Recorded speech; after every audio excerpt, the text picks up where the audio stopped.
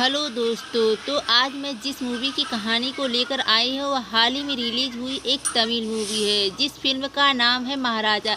इस फिल्म में lead role में विजय और सेतुपति। यह फिल्म बहुत ही ब्लॉकबस्टर हुई थी। फिल्म की कहानी बहुत ही मज़ेदार है तो अंत तक बनी रहिए और वीडियो पसंद आता है तो वीडियो को लाइक और सब्सक्राइब जरूर कीजिएगा। मूवी की शुरुआत में हमें एक सैलून दिखाया जाता है जिसमें सैलून का मालिक अपने कर्मचारियों के साथ अंताक्षरी खेल रहा होता है। उसी दुकान में हम इस मूवी के मेन कैरेक्टर को भेजते हैं जिसका नाम महाराजा है। महाराजा एक दिन के लिए छुट्टी मांगता है लेकिन उसका मालिक छुट्टी देने से मना कर देता है क्योंकि महाराजा बहुत बार छुट्टी लेते रहता है और कहता है कि अगर तुम इतनी छुट्टी लेते रहोगे तो दुकान कौन संभालेगा। इसके बाद महाराजा एक खिलौने की दुकान में जाता है और दुकान की दूसरी तरफ के घर में उसकी पत्नी और उसकी बेटी बैठी हुई थी जो बातें कर रहे थे। महाराजा अपनी बेटी के लिए खिलौने खरीद लेता है। तभी हम देखते हैं कि अचानक एक ट्रक डिसबैलेंस होकर सीधा घर के अंदर घुस जाती है जिससे कि उसकी पत्नी तुरंत वहीं पर मर जाती है लेकिन उसकी बेटी बच जाती है। इसके बाद का हमें सीन दिखाया जाता है कि कुछ सालों का बाद और हम देखते हैं कि महाराजा की बेटी ज्योति जो कि अब 14 साल की हो चुकी है। अब वह 10वीं कक्षा में पढ़ रही है लेकिन उसे पढ़ाई में बिल्कुल मन नहीं लगता। तो उसे सिर्फ स्पोर्ट्स में मन लगता है। वह ज़्यादातर समय अपना स्पोर्ट्स में बिताती थी, खेल कूद में। इसके लिए उसे पीटी टीचर ज्योति का सपोर्ट भी करती थी और वह पीटी टीचर का नाम असीफा था। असीफा ज्योति को 100 मीटर रेंज के कंपटीशन के लिए तैयारी करवा रही थी। यहाँ ज्योति उन्हें बताती है कि बचपन से उसकी माँ गुजर गई लेकिन जिस दिन यह हादसा हुआ था उस दिन लक्ष्मी ने ज्योति की जान बचाई थी। दरअसल लक्ष्मी एक डस्टबिन का नाम है और वह लोहे का बना हुआ और इसी डस्टबिन की वजह से आज ज्योति जिंदा है। तब से लेकर अब तक ज्योति और महाराजा दोनों लक्ष्मी को बहुत ही प्यार से रखते हैं और उसे एक परिवार का सदस्य भी मानते हैं। हर शुक्रवार के दिन दोनों लक्ष्मी को नहलाकर उसे साफ सुथरा करके घर में रखते हैं। यहाँ हमें पता चलता है कि महाराजा ने अपने खुद का सैलून भी खोल लिया और वह अपना पूरा दिन सैलून में ही बिताता है। रात के समय वह सीधे अपने घर जाकर अपनी बेटी के साथ वक्त बिताता है और इसी तरह दोनों की ज़िंदगी चल रही थी। फिर एक दिन हम देखते हैं कि स्कूल के मालिक के ज्योति के स्कूल से निकाल देते हैं क्योंकि ज्योति ने स्पोर्ट्स फंक्शन में आए हुए गेस्ट को पानी में शराब मिलाकर दिया था जिसके चलते पूरे स्कूल की बदनामी हो जाती है। इसलिए स्कूल का मालिक ज्योति को स्कूल से बाहर निकाल दे रहा है लेकिन महाराजा बार बार कहता है कि मेरी बेटी ऐसा नहीं कर सकती, जरूर इसमें किसी और का हाथ होगा। तभी वहाँ पीटी टीचर आती है असीफा जो कि लड़कों को लेकर आई थी और वही लड़का था जो गेस्ट के पानी में शराब मिलाकर पिला रहा था। यह जानने के बाद स्कूल के मालिक सभी को वहाँ से जाने को बोलते और वह जो लड़का पकड़ा गया उससे कहते तुम अपने पेरेंट्स को लेके आना। लेकिन महाराजा कहता है कि आपने मेरी बेटी के ऊपर गलत इल्ज़ाम लगाया इसलिए मैं आपको मेरी बेटी से माफ़ी मांगनी पड़ेगी तभी मैं यहाँ से जाऊँगा। यह सुनते ही स्कूल का मालिक गुस्सा हो जाता है और अपने दोनों आदमियों से महाराजा को बाहर निकालने के लिए बोलता है लेकिन महाराजा अपनी जिद पे अड़ा हुआ था। वहाँ पर सभी लोग महाराजा को बाहर निकालने की कोशिश कर रहे थे लेकिन महाराजा पूरी ताकत से पोल को पकड़े हुए थे जिस कारण से पोल टूटने लगता है। यह देखकर स्कूल का मालिक हैरान हो जाता है और ज्योति स्कूल के मालिक से जाकर कहती है कि आप मेरे पिता से माफ़ी मांग लीजिए नहीं तो वो यहाँ से नहीं जाएंगे। अब स्कूल के मालिक ज्योति से माफ़ी मांग लेते हैं और उसके बाद महाराजा अपनी बेटी को लेकर चला जाता है। अगले सीन में हम देखते हैं कि ज्योति काफ़ी स्पोर्ट कैंप के लिए एक हफ्ते के लिए बाहर जा रही होती है शहर से। आज से पहले महाराजा अपनी बेटी को अकेला कभी बाहर जाने नहीं दिया था लेकिन इस बार महाराजा अपनी बेटी को अकेला छोड़ देता है और ज्योति अपने सारे दोस्तों के साथ स्पोर्ट्स कैंप के लिए निकल पड़ती है। अगले दिन जब महाराजा अपने काम से घर वापस आ रहा था तब हम देखते हैं कि महाराजा पीछे गिरा पड़ा हुआ था और घर का सारा सामान उथल पुथल हो गया था। ऐसा लग रहा था जैसे घर में चोरी हुई थी। तभी उनके घर में एक सांप आ जाता है और सांप महाराजा के शरीर के ऊपर से रेंगते हुए गुजर जाता है। अगले सीन में हम एक आदमी को देखते जो अपनी गाड़ी की सर्विसिंग के लिए शोरूम में अपनी कार देकर आया था लेकिन उसके कार में वह अपना चश्मा भूल गया था जिसका वो चश्मा उसकी बीवी ने उसे गिफ्ट दिया था। लेकिन जब वह अपनी कार को वापस ले आया तो चश्मा उसके गाड़ी में नहीं था। उसे लग रहा था शोरूम का ही आदमी चश्मे को चोरी कर लिया है। वो आदमी शोरूम में आकर हंगामा करने लगता है और सभी को मारने लगता है। तभी वहाँ का सेल्समैन कहता है कि आपकी गाड़ी का सर्विसिंग धन्ना ने की थी, शायद उसी ने आपका चश्मा चुराया होगा। फिर वो आदमी धन्ना को मारने लगता है और सभी को धमकाने लगता है कि कल तक अगर मेरा चश्मा नहीं मिला तो पूरा गैरेज को मैं जला दूंगा। उसी रात वह आदमी अपने दोस्तों के साथ दारू पीने लगा था। तभी वहाँ पर धना पहुँच जाता और उसके पास उस आदमी का चश्मा भी था। वह उसके सामने तोड़ देता है और धना उस आदमी को बेधड़क मारता है। अगले सीन में हम महाराजा को देखते हैं जो पुलिस स्टेशन आते हैं और अपनी लक्ष्मी की चोरी का हो जाने का FIR दर्ज करवाते। यानी कि पिछले रात जब हम देखे थे महाराजा नीचे गिरा पड़ा था, तभी कोई आकर उसके घर में चोरी करके चला गया था और उसके साथ वो डस्टबिन भी लक्ष्मी को उठाकर लेकर चला जाता है। महाराजा इंस्पेक्टर की सारी बात तो सुनता है। पिछली रात जब मैं अपने घर में अपने काम से वापस आया तो मेरे घर में 3 गुंडे आए हुए थे जो मेरे ऊपर हमला कर रहे थे। इंस्पेक्टर लक्ष्मी का फोटो मांगते तब महाराजा लक्ष्मी का फोटो दिखाते। इंस्पेक्टर भी देखकर चौंक गया।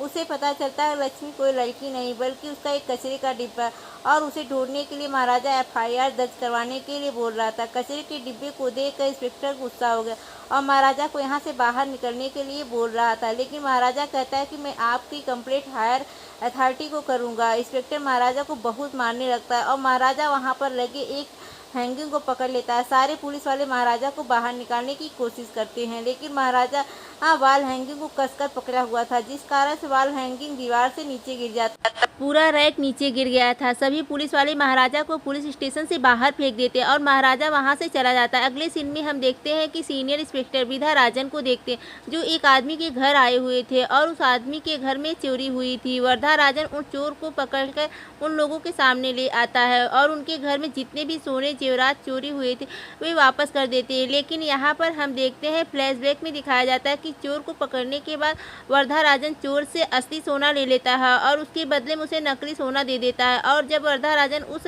आदमी को सोना देता है तो वह आदमी कहता है यह तो नकली सोना है, यह हमारा सोना नहीं है।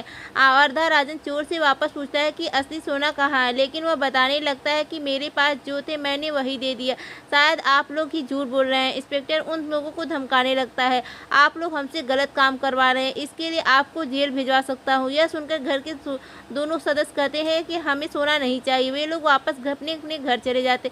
यहाँ यह भी पता चलता है कि वर्धा राजन एक बहुत बड़ा करप्ट पुलिस अफसर है। वह हर तरफ से रिश्वत लेता है और जब वह अपने पुलिस स्टेशन वापस आता है वह देखता है कि पुलिस स्टेशन पर तहस नहस हो चुका है। थोड़ी देर में वहाँ पर महाराजा पहुँच जाता है और सीनियर इंस्पेक्टर वर्धा राजन से अपने बारे में बातें करता है और पूरी कहानी वापस उसे बताता है और कहता है कि लक्ष्मी को ढूंढ दीजिए। वर्धा राजन गुस्सा हो जाता है और महाराजा को वापस जाने के लिए कहता है, लेकिन महाराजा कहता है कि वह एक लोहे का बना डस्टबिन और उसी ने मेरी बेटी की जान बचाई है और मेरी बेटी स्पोर्ट्स कैंप के लिए 1 हफ्ते के लिए बाहर गई हुई और उसके वापस आने से पहले मुझे मेरी लक्ष्मी वापस चाहिए।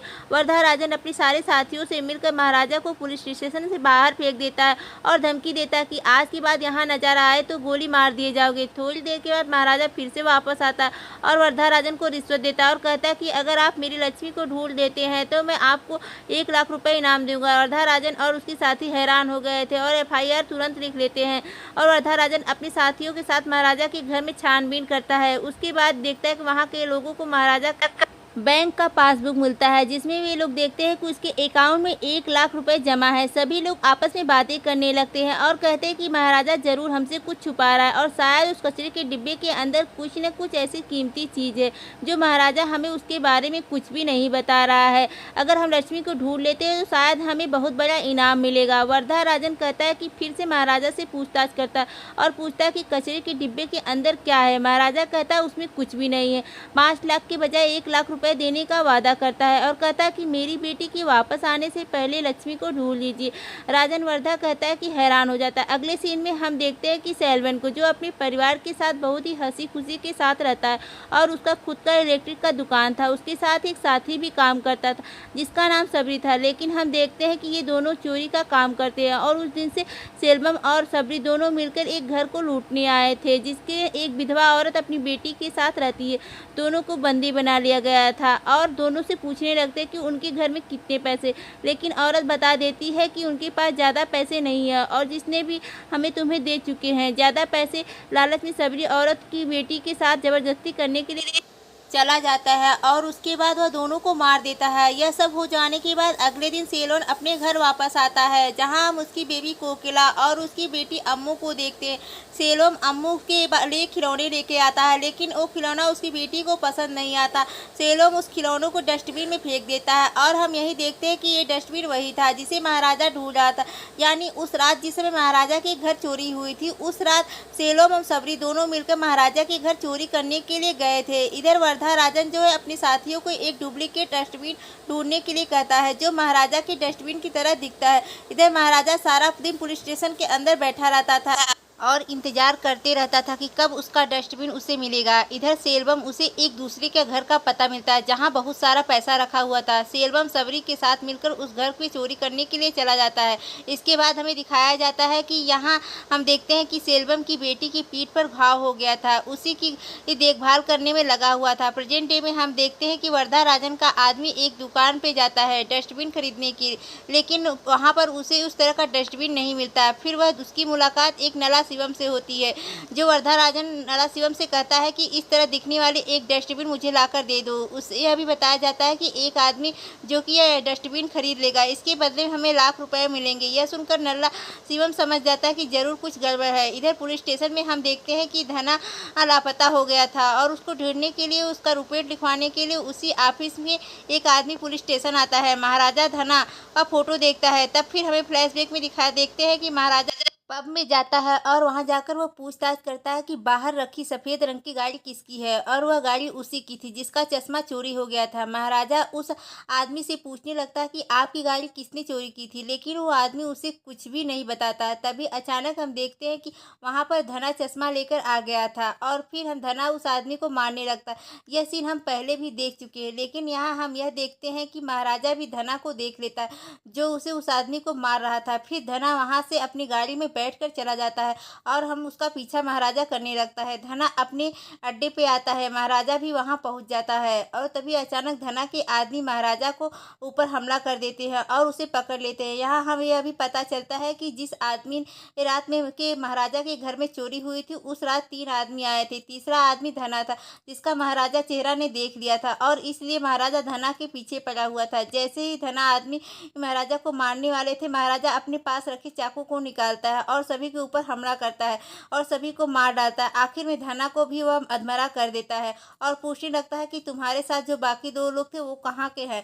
धना बताता है कि तुम दोनों में से एक आदमी तुम्हें पुलिस स्टेशन में मिलेगा, और अचानक धना महाराज के ऊपर हमला कर देता है और वहां से भागने लगता है। महाराजा अपना चाकू निकालकर धना को गर्दन काट देता है। इसलिए महाराजा इतने दिनों से पुलिस स्टेशन में चक्कर काट रहा था, क्योंकि उसे पता लगाना था कि बाकी के 2 गुंडे थे उसके घर आए थे वो कौन थे। असल में उसके घर में उस दिन कुछ और ही हुआ था, जो आगे चलकर आपको पता चलेगा। प्रेजेंट डे में हम देखते हैं कि महाराजा उस आदमी से धना के बारे में पूछने लगता है और आदमी को बताता है कि वह 1 नंबर का चोर है, आधा समय जेल में अंदर ही रहता था, लेकिन वह अब लापता हो गया है। थोड़ी देर के बाद हम देखते हैं कि वही आदमी पुलिस स्टेशन आता है जिसे धना ने बहुत मारा था। वह बताता है कि मुझे नहीं पता वह कहाँ है, उसी आदमी ने यह मेरा हाल किया है। लेकिन धना का दोस्त कहता है कि इसी ने धना को किडनैप किया होगा, क्योंकि यह अपना चश्मा लेने के लिए धना के पीछे पड़ा हुआ था। वर्धा राजन दोनों के यहाँ जाने को बोलता है और पूछने लगता है कि उस रात तुम दोनों के बीच लड़ाई हुई थी, कौन कौन था तुम्हारे साथ। आदमी कहता है कि लड़ाई होने से पहले वहां मेरे पास एक आदमी आया था जो मेरी गाड़ी के बारे में पूछ रहा था,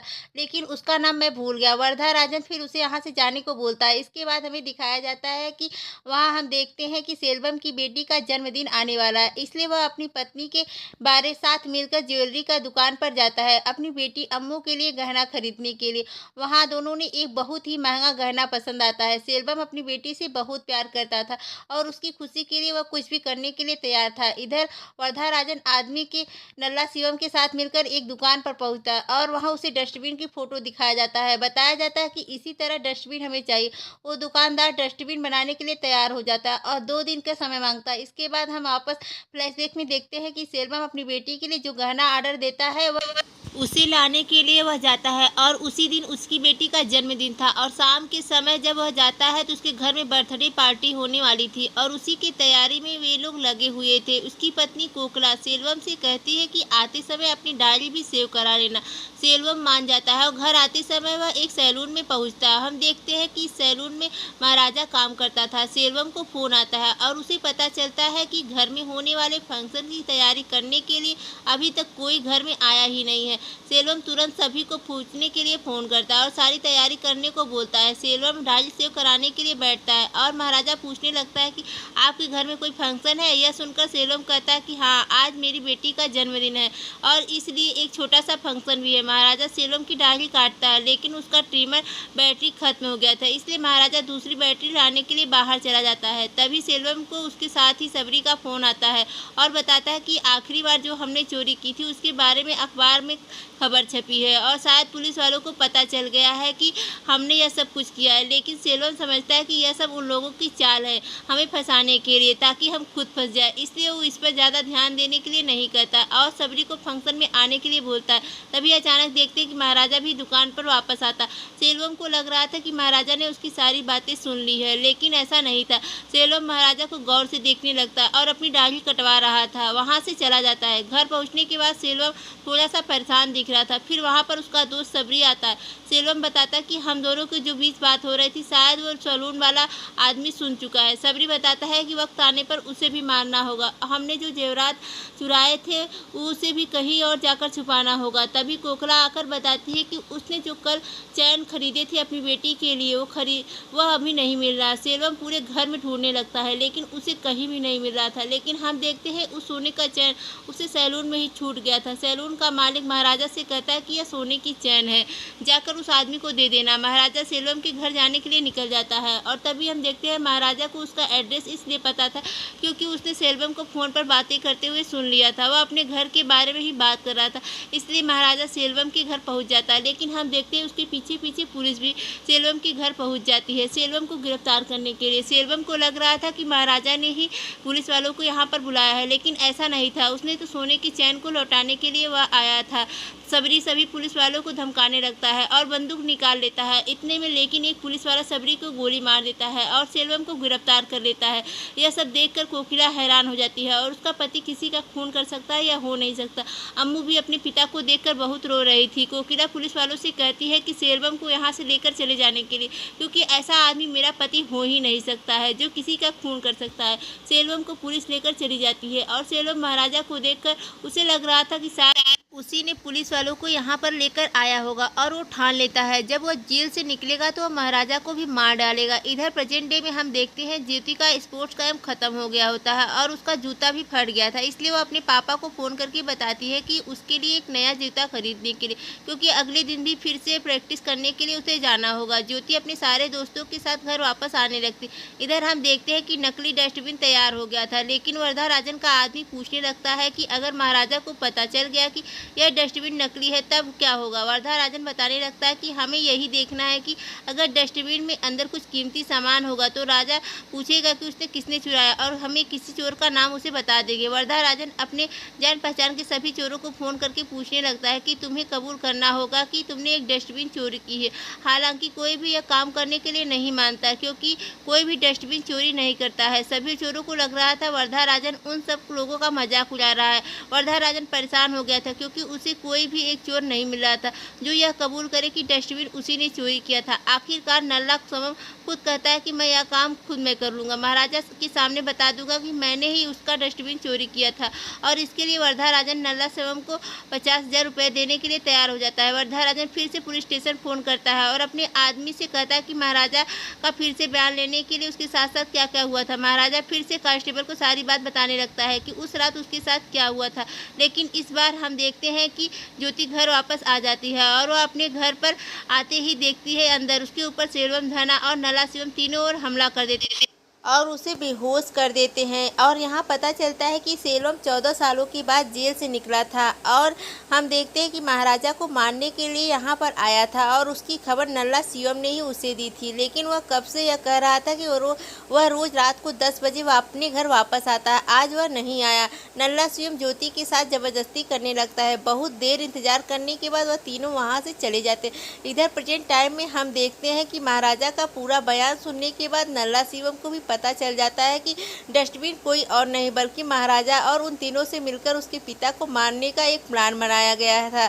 नल्ला शिवम बहुत ही ज़्यादा घबराने लगता है और सेल्वम को फ़ोन करके सारी बात बता देता है कि वह फंस चुका है। लेकिन सेल्वम धना को फ़ोन करने के लिए कहता है, लेकिन नल्ला शिवम बताता है कि धना 3 दिनों से फ़ोन नहीं उठा रहा है और इन लोगों का नहीं पता। धना को तो पहले ही महाराजा ने मार दिया था। नल्ला शिवम ने प्लानिंग करने के लिए लगता है कि वह जैसे ही घर से निकलता है वर्धा राजन नल्ला शिवम को यहीं रहने के लिए बोलता है। कल सुबह होते ही उसे महाराजा के पास लेकर जाएगा।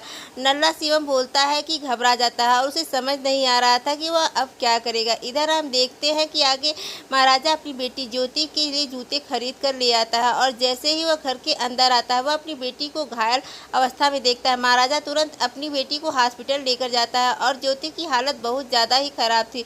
वह अपनी तो पिता से कहती है कि घर के अंदर 3 लोग आए थे जिसने मेरी यह हालत की है और उसे ढूंढने के लिए वह कहती है क्योंकि वह उनसे अकेले में बात करना चाहती थी कि आखिर उन्होंने उसके साथ ऐसा क्यों किया। प्रेजेंट डे में हम देखते हैं कि वर्धा राजन ने अपने साथियों के साथ मिलकर नल्ला शिवम को लेकर महाराजा के घर पहुंचता है। नल्ला शिवम महाराजा को देखकर घबरा गया था क्योंकि उसे पता चल गया था कि उसकी असलियत क्या है। लेकिन वर्धा राजन ने उसे सारी बात बताने के लिए कहता है। यहाँ हमें पता चलता है कि आगे हम देखते हैं कि महाराजा सभी लोगों को यह कहानी क्यों बता रहा था क्योंकि असली तो कहानी और ही थी। क्योंकि उस रात महाराजा के घर चोरी नहीं हुई थी बल्कि उसे ज्योति के साथ उन लोगों ने ज़बरदस्ती की थी। जब यह बात महाराजा को पता चलती है तो काफ़ी गुस्सा हो गया और वह अपने घर पर सारी चीज़ों को तोड़ने लगता है और उसके कारण उसे चोट भी लग गया। और यह सब नाटक महाराजा अपने डस्टबिन को ढूंढने के लिए नहीं बल्कि अपनी बेटी के कातलों का पता लगाने के लिए कर रहा था। नल्ला शिवम सारी बात बताने लगता है कि वह किस तरह महाराजा के पर हमला किया था। लेकिन जिस तरह से नल्ला ने शिवम ने अपनी कहानी बता रहा था महाराजा समझ गया था कि वह झूठ बोल रहा था और उसी ने उसी बेटी का यह हाल किया। वर्धा राजन महाराजा से पूछता है कि नल्ला शिवम का क्या करना है। महाराजा कहता है कि इसे छोड़ देने के लिए वर्धा राजन कहता है इसी ने तुम्हारी बेटी के साथ ज़बरदस्ती की। यहाँ फिर से हम आगे देखते हैं कि वर्धा राजन महाराजा के डस्टबिन को ढूंढ रहा था और तभी उसे महाराजा की बेटी के बारे में पता चला कि उसकी बेटी अब हॉस्पिटल में है और उसका यह हाल नल्ला शिवम ने किया। इसलिए वर्धा राजन ने अपने साथियों के साथ मिलकर नल्ला शिवम को भी इसमें फंसा दिया और महाराजा के पास लेकर आया। और वर्धा राजन महाराजा से कहता है कि नल्ला शिवम को मार देने के लिए। महाराजा नल्ला शिवम के सिर पर चाकू मारता है और हम आखिरी में उसका गर्दन काटकर उसे वहीं पर मार डालता है। वर्धा राजन को तीसरे आदमी का पता चल गया था यानी कि सेल्वम कहाँ है। उन्हें यह भी पता चल गया था कि इसलिए वह लोग महाराजा को सेल्वम के कहाँ पर उसका लोकेशन बता देते हैं। महाराजा बताए हुए पते पर पहुँचता है और वहाँ जाकर सेल्वम के सारे आदमियों को वह मारने लगता है। सेल्वम अपना इलेक्ट्रिक का सामान लेकर उस जगह पहुँचता है और उसे पता चल जाता है कि उसे कोई ढूंढ रहा है, उसे मारना चाहता है। महाराजा जब पहली बार सेल्वम को देखता है तो वह बहुत ज़्यादा चौंक गया था और उसे याद आता है कि यह वही आदमी तो है जिसकी बेटी के लिए वह सोने का चैन वापस करने के लिए गया था। सेल्वम भी महाराजा को देखकर ज़्यादा गुस्से में आ गया और वह महाराजा को बेधड़क मारने लगता है और बताता है कि तेरी वजह से मैं जेल गया था और तेरी वजह से मेरी बीवी मेरी बच्ची आज इस दुनिया में नहीं है। महाराजा वापस पलट कर वार करता है, सेल्वम को अधमरा कर देता है। थोड़ी देर में वहाँ पर ज्योति लेकर पहुँचती है। ज्योति सिर्फ एक बार सेल्वम की बात करना चाहती थी। ज्योति सेल्वम से पूछती है कि दुनिया में इतने नीचे और एक लोग रहते हैं, आज मैंने देख लिया। यह भी बताती है कि उस रात तुम मेरे घर में एक चीज़ चुराने के लिए आए थे और यहाँ हम देखते हैं कि वो चीज़ कुछ और नहीं बल्कि वह सोने की चैन था। सेल्वम ने अपनी बेटी के लिए खरीदा था। महाराजा अपनी बेटी को लेकर वापस जाता है और वहाँ पर हम देखते हैं कि सेल्वम जब जेल हो गई थी तब उसकी पत्नी और उसकी बेटी के साथ कहीं और जाकर रहने लगी थी। उसे ढूंढते ढूंढते महाराजा अपनी पत्नी और अपनी बच्ची को लेकर कोकिला के घर पहुंचता है और उसे बताने लगता है कि आपकी पति ने आपकी बेटी के लिए सोने का चैन खरीदा था जो हमारे सैलून में छूट गया था, ये मैं वही वापस करने के लिए आया हूँ। लेकिन कोकिला सोने का चैन लेने से मना कर देती है और इसे किसी को दान करने के लिए कहती है। फिर महाराजा अपनी बेटी के लिए पास दुकान में खिलौने के लिए खरीदने के लिए जाता है और और यह सीन वही था जो मूवी की शुरुआत में दिखाया गया था। महाराजा अपनी बेटी के लिए खिलौना खरीदता है। इधर एक ट्रक वाला आता है, कोकिला के घर से टकरा जाता है, जिस कारण महाराजा की पत्नी और बच्ची दोनों मर जाते हैं। साथ में कोकिला भी मर जाती है, लेकिन कोकिला की बेटी अम्मू बच गई थी और वह उसी के पर लोहे का डस्टबिन रखा हुआ था, जिसकी वजह से अम्मू बच गई। महाराजा यह सब देखकर रोने लगता है और अम्मू को लेकर वहाँ से चला जाता है। उसे वही अपनी बेटी की याद आने लगती है। वह उसे अपनी बेटी की तरह पालने लगता है। उसका नाम ज्योति रखता है। सेलोम जैसे ही सोने का चैन उठाकर देखता है, उसे पता चल गया था कि ज्योति ही अम्मू है, क्योंकि ज्योति के कंधे पर वही घाव का निशान था, उसके बेटी के कंधे पर था। यह देखकर सेलोम रोने लगता है और वह अपनी बेटी को वापस आने के लिए कहता है। सेलोम महाराजा से पूछता है, एक बार बता दो, क्या यह मेरी बेटी है? मुझे एक बार बता दो। लेकिन महाराजा अपनी बेटी को लेकर वहां से चला जाता है। सेलोम बिल्डिंग की छत से अपनी बेटी को पुकारने लगता है और भगवान से माफ़ी मांगता है, क्योंकि उसे एक बहुत बड़ा पाप हो गया था। वह सोचता है कि भगवान, कोई भी बाप अपनी बेटी के लिए ऐसा नहीं कर सकता। सेलोम रोते रोते बिल्डिंग से नीचे कूद जाता है और अपनी जान दे देता है। इसी के साथ यह फिल्म ख़त्म होती है। तो दोस्तों, यह वीडियो अगर अच्छी लगी हो तो इस चैनल को लाइक और सब्सक्राइब जरूर कीजिएगा।